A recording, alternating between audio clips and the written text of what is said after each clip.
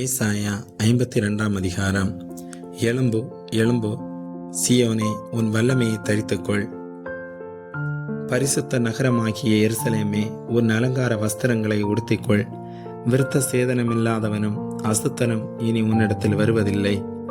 தூசியை உதறிவிட்டு எழுந்திரு, எருசலேமே வீட்டிரு. சிறைப்பட்டு போன சீயோன் குமாரத்தியே, உன் கழுத்திலுள்ள கட்டுகளை அவிழ்த்துவிடு. விலையின்றி விற்கப்பட்டீர்கள், பணமின்றி மீட்கப்படுவீர்கள் என்று கர்த்தர் சொல்லுகிறார். பூர்வத்தில் என் ஜனங்கள் தங்கும்படி எகிப்துக்கு போனார்கள். அசீரியனும் முகந்தாரம் இல்லாமல் அவர்களை ஒடுக்கினான் என்று கர்த்தராகிய ஆண்டவர் சொல்லுகிறார். இப்பொழுது எனக்கு இங்கே என்ன இருக்கிறது? என் ஜனங்கள் விருதாவாய் கொண்டு போகப்பட்டார்கள். அவர்களை ஆளுகிறவர்கள் அவர்களை அலற பண்ணுகிறார்கள். நித்தமும் இடைவிடாமல் என் நாமம் தூசிக்கப்படுகிறது என்று கர்த்தர் சொல்லுகிறார். இது நிமித்தம் என் ஜனங்கள் என் நாமத்தை அறிவார்கள். இதை சொல்லுகிறவர் நானே என்று அக்காலத்திலே அறிவார்கள். இதோ இங்கே இருக்கிறேன் என்று கர்த்தர் சொல்லுகிறார்.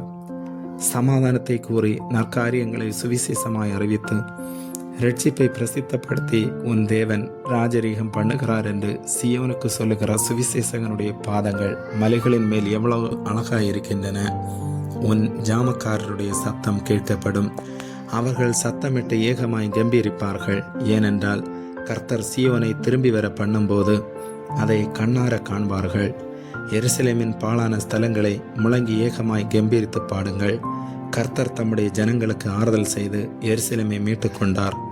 எல்லா ஜாதிகளின் கண்களுக்கு முன்பாகவும் கர்த்தர் தம்முடைய பரிசுத்த புயத்தை வெளிப்படுத்துவார்.